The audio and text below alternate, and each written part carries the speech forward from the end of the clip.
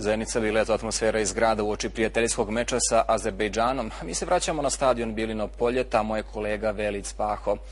Velide, za koji minut počinje meč, ima li gledalaca, da li se bojkot provodi u djelo?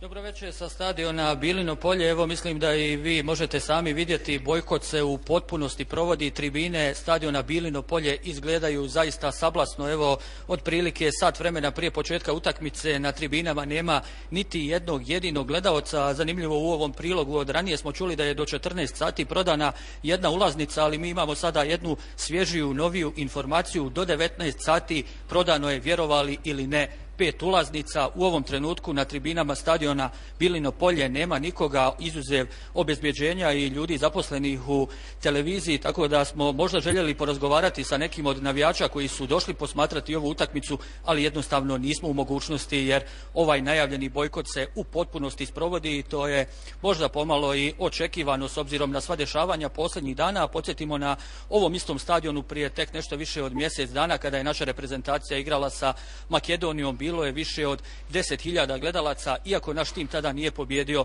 na kraju je dobio ovacije. Večeras će se desiti nešto očigledno sasvim suprotno.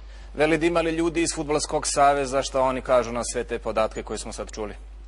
Pa evo, do ovog trenutka nismo nikoga vidjeli, ne znam, možda i možete i vi vidjeti na vašim malim ekranima, svečana loža na stadionu Bilino polje je potpuno prazna, nema nikoga ni tu. Znamo da je jedna delegacija Nogometnog saveza Bosne i Hercegovine na FIFInom kongresu u Australiji, tako da čak nisam siguran da će svi članovi izvršnog odbora ili članovi predsjedništva večeras biti na Bilinom polju.